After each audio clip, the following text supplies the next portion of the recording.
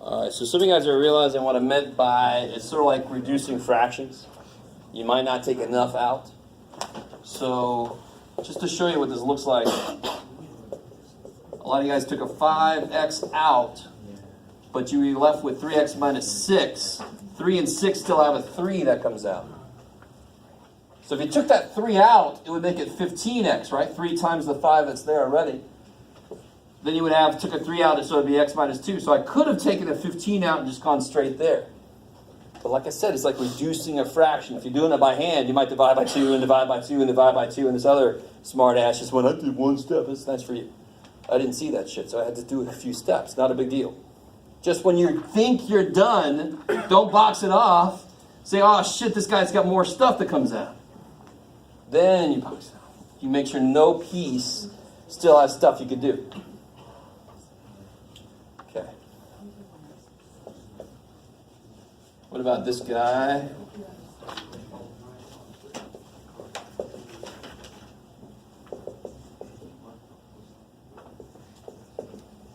So what number comes out?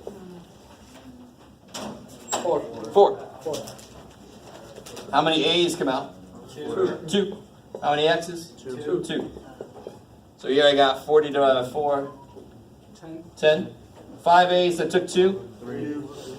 2 X's, I took 2. 28 divided by 4. 2 A's, I took them. 3 X's, I took 2. And then if you look 10 and 7, they ain't got nothing. This got A's, I got X's. Nobody left in common. Done. I like it. Let's see, 3. Oh yeah, this is the one. Okay.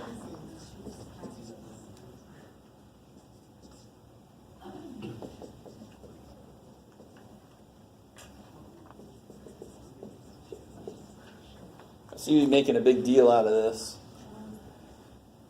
What number comes out? 9. How many M's? 2. How many N's? 1. 4. M3. Yeah, I had 5, took 2, so I got 3. And I took the N. 18 divided by 9. 2. Had 3 M's, took 2, so I got 1 left. Had 2 N's, took 1, so I have 1 left. And then plus 1. Beautiful. And then that plus 1 placeholder, or just that divided by itself is freaking 1. So there's got to be a freaking 1 there. I like it. And I know I'm done because no numbers come out. This is just a 1. It ain't got nothing in common with anybody. Okay, so here's the freaky 2 at the end. Is everybody cool with those? Yes. Okay, I like it.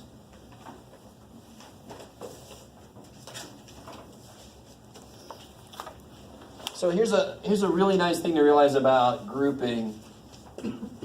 The first piece you do is a clue as to what to do next. The shit do I mean? Well, so this was a relatively easy part. How do I know to group it? Because there are 4 terms, right? Is there anything that comes out of all 4 terms? No. Don't get overly hopeful. He's got no X's. He's got no numbers. So there's nothing common to all 4, right? But these 2, what can come out? X squared. And I'm left with? X minus 6. So whatever I do to this, what's got to be in here for this to work? It's got to be this. I'm not saying it's always, maybe it's prime. What's prime mean? Nothing goes into it. Yeah, it's a number that can't be factored. So maybe it's prime, but if this sucker's going to work, there better be an x minus 5 here, because then that's the only way for me to go further. So in order to make this an x, what number do I have to take out? Negative 2. -25.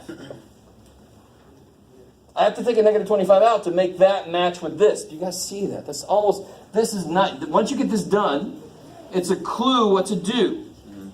I took a -25 out, so this becomes -5.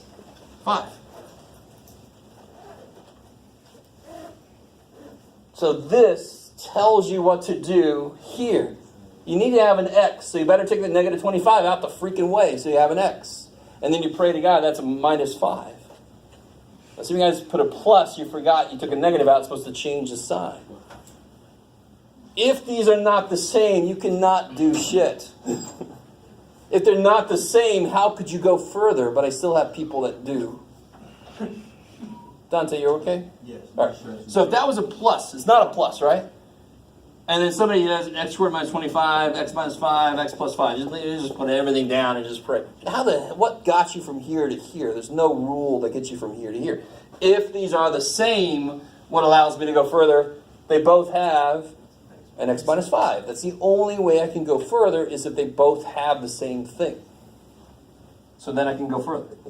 And what's this? What's left in here? X squared equals 5. Now, some of you guys might know this goes further, but we don't officially know that yet. So this is where we would stop. We will learn later that's called a difference of squares. Right now, we don't have to know that. All right? So what about this very last one? It's got a little bit of a freaky thing at the end here. I'm going to pretend like I don't see something because I think most of you guys didn't. Oops, that's a squared. Oh, the 7. Yeah. See how they all have a T? But I think I saw one person that saw that. It's fine. You don't have to take a T out first. They do have 4 terms, so what comes out of these two? Squared.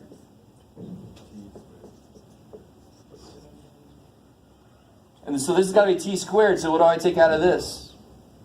T. And 3. 3. And negative. So negative 3T. So both signs are going to change.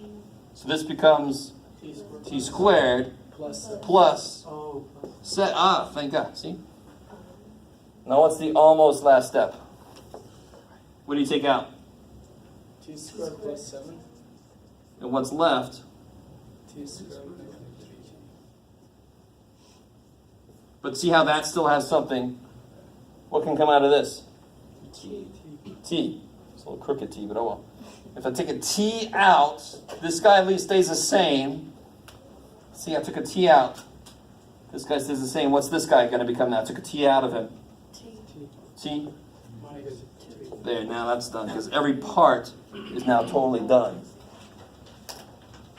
It's like me saying factor 18 all the way, and you say it's 9 times 2, and I say, you're not done. 9 goes further. It's the same idea. You have to take it out completely, as far as it goes. Factoring is so basic to almost everything else that comes after this.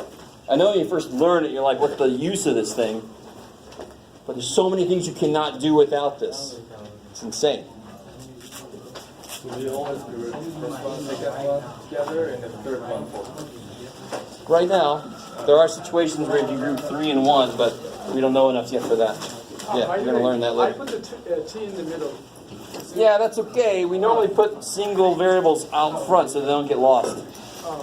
But technically, that's fine. Yeah. Thank you. All right, guys. That's enough. Sir.